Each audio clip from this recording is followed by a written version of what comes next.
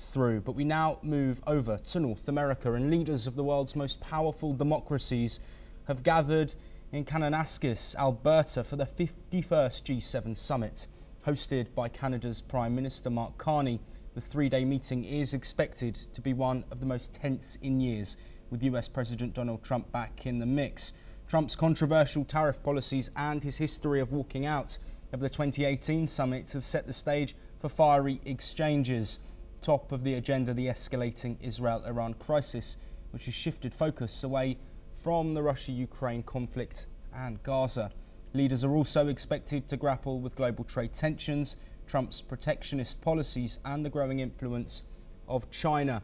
Alongside G7 members, invited guests include India's Prime Minister Narendra Modi, Mexico's leader Claudia Sheinbaum, Ukraine's President Volodymyr Zelensky and others. Trump is slated for high-stakes sideline meetings, including with EU leaders and North American neighbours, on trade and border security. Well, we wait, of course, for this summit to start, but a lot of geopolitical events, which are hot topics we expect to be discussed. As leaders arrive, we will discuss those with Dr. Satoru Nagao, a fellow at the Hudson Institute, who is joining us from Tokyo, Japan. Dr. Nagao, thank you ever so much for being here.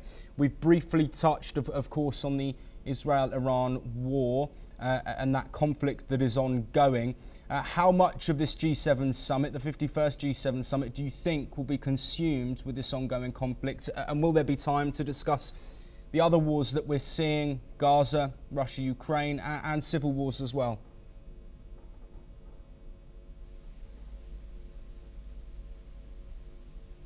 Dr. Nagao, I believe you are muted, so if you could just turn your mute off, that would be great. Thank you. Sorry, hello? Can you hear? Yes, we can hear you loud and clear. Okay, I mistake, the mic was off. Sorry. In this case, Iran's will to possess nuclear weapon is very clear for a long time because generally the nuclear plant needs only the 3 to 5% of the enrichment of the uranium. But last December, IAEA has already identified 60%, not 3 to 5%. They have already enriched. And so if this enrichment reaches 90%, it will possess a nuclear weapon. So 60%, there is no other purpose to use. So that's why anyway, Iran is stepping up the enrichment of the uranium to possess nuclear weapon. This is cause. So that's why the view from the G7, we must stop this move. So how to stop is a matter. Once Israel military operation has started, of course, we need to eliminate all of the capability to possess a nuclear weapon indeed. Because if the military operation has stopped and still there is a capability, it is obvious that Iran will possess nuclear weapon. More under such kind of situation, pressure is big.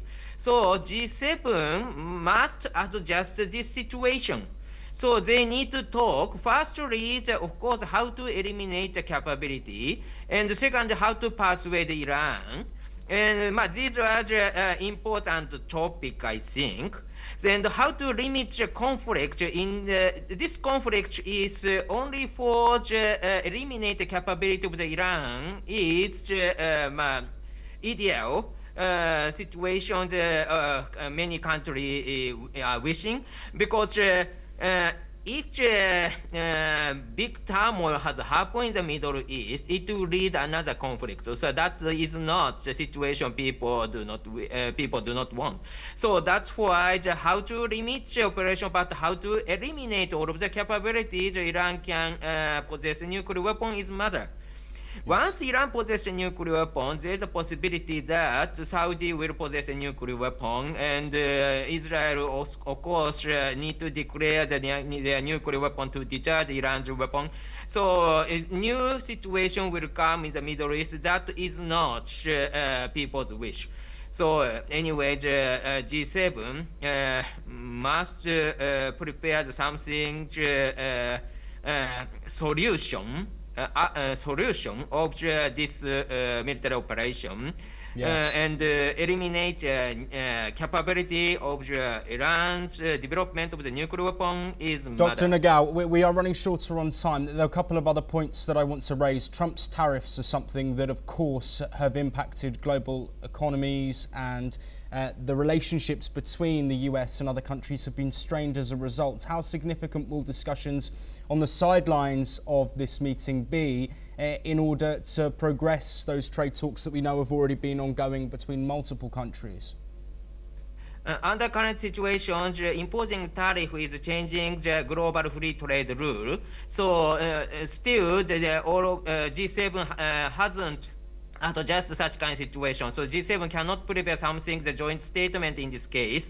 But they need to adjust this situation. So exchange opinion and try to find the solution to adjust the situation is very valuable. So that's why G7 is valuable, but they cannot prepare something, agreement, I think. Yes, absolutely. And Dr. Nagao, China as well, the growing Chinese influence is something that is expected to be discussed. Tensions with Taiwan, also further patrols in the South China Sea. How significant of a topic is this for world leaders, given the geopolitical balance? This is very significant because the view from the ammunition, the US is spending the ammunition to support Ukraine and Israel. Russia is spending ammunition, but China is keeping ammunition. This means that anytime China can start war. So that's why this is very important. So we cannot reach the level of warning. So and we need to prepare the such kind of emergency. Such kind of preparation deters the situation, deters China's invasion. So G7 must cooperate each other in this case. Yes, and finally, Dr. Nagao, of course, Ukrainian President Volodymyr Zelensky heading to this meeting as well. His calls and Western allies' calls for pressure on Russia. Do you think that any sort of pressure from the US could be persuaded by those countries, given the fact that the war continues to rage on and any sight of peace seems to be in the distance currently? Ceasefire has happened if both Ukraine and Russia agreed. So in this under current situation, still Russia hasn't got something motivation to cease their military operation. So it is very difficult to persuade. They want to continue the war. This means that it is very difficult to stop it. Dr. Satoru Nagao, thank you ever so much for joining us as always. This is the place you want to be on NewsX World for all of the updates from that G7 summit. We will be live to bring you those. But we move on now, staying